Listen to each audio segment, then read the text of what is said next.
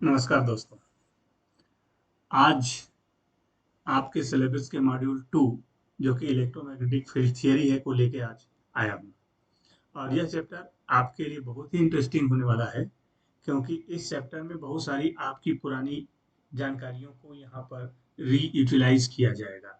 जैसे what is scalar vector, scalar vector के dot और क्रॉस प्रोडक्ट्स, इनका एडिशन। इसी टाइप से मैथमेटिक्स में आपको आइडिया होगा कर्ल, डाइवर्जेंस, ग्रेडियंट, उनकी जरूरत पड़ेगी।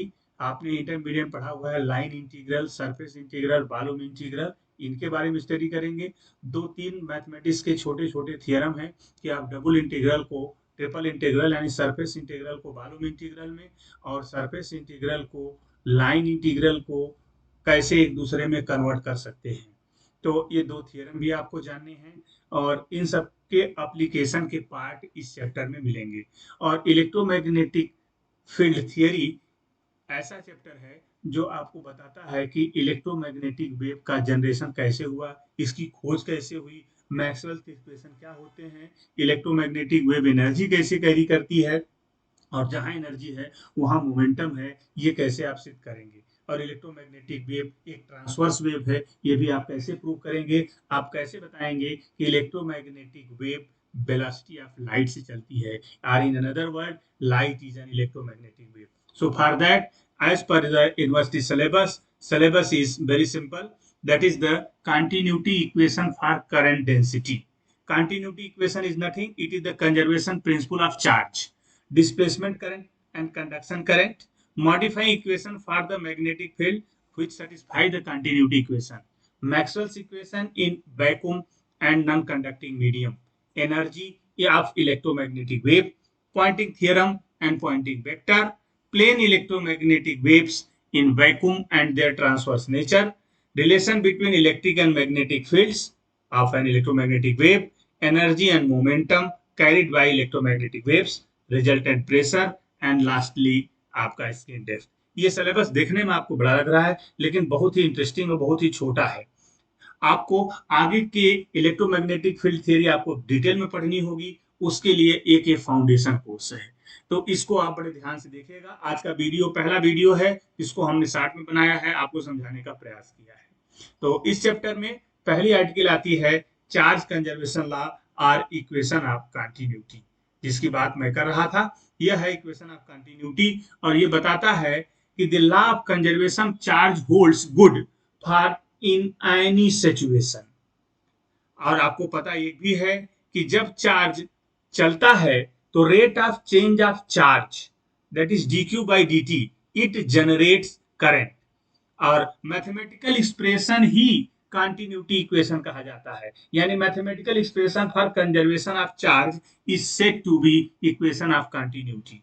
और इस एक्सप्रेशन को मालूम करने के लिए एक एक्सप्रेशन आपके सामने हम रख रहे हैं कि देखिए, मैंने जैसा बताया कि current can be defined in terms of rate of change of charge. Minus indicates कि इलेक्ट्रॉन चलता है, माइनस होता है, इसलिए यह जिस डायरेक्शन में चार्ज चलेगा उसके अपोजिट डायरेक्शन में करंट बनेगी। This equation you have learned in intermediate also. Negative sign shows that a charge containing a certain volume decreases with time. Now, the and current can also be expressed in terms of current density.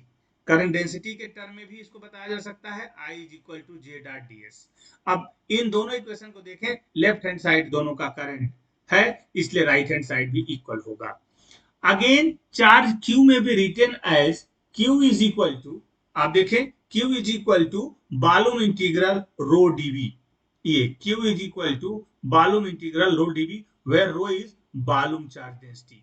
अब हमारे पास expression था, क्या expression था कि I is equal to minus D Q by D T, और इसे हम कह सकते हैं कि minus D by D T of Q की वैल्यू रख दें, वॉल्यूम इंटीग्रल रो डीवी। यही यहाँ इन्होंने किया है इक्वेशन नंबर 3 में। अब इक्वेशन नंबर 3 और इक्वेशन नंबर 1 को 2 और 3 को अगर हम करें तो हम लिख सकते हैं कि J dot D S is equal to minus D by D T rho DV.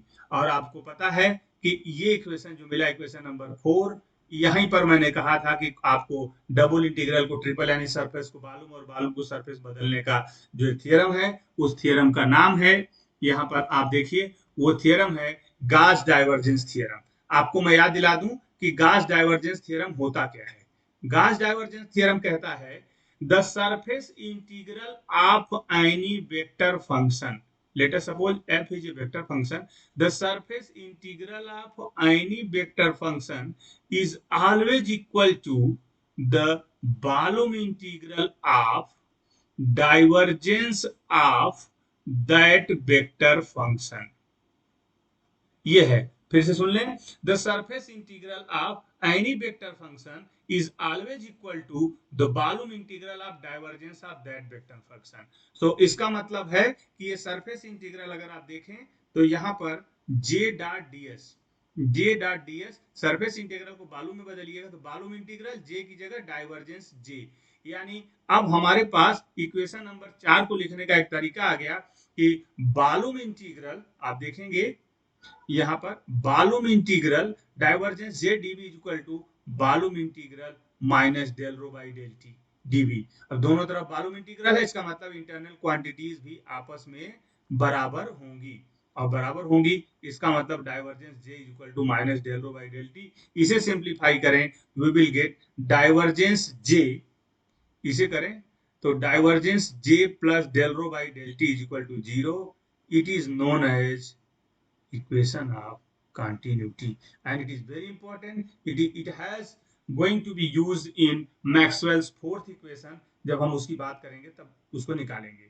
when current is stationary, अगर करंट में कोई वेरिएशन नहीं हो रहा है तो del rho by del T equal to zero, then divergence J is equal to zero. This indicates about the no current should travel, अगर charge नहीं चलेगा तो कोई करंट वहां नहीं चलेगी। ये एक छोटा सा आर्टिकल था, इसको आप देखें इक्वेशन ऑफ कंटिन्यूटी, और आपको और कैसे तरीके से पढ़ना है, कैसा वीडियो बनाना है, इसके बारे में आप मुझे कमेंट जरूर करें। अगर वीडियो पसंद आ रहा है तो इसे लाइक और सब्सक्राइब जरूर करें। Thank you very much.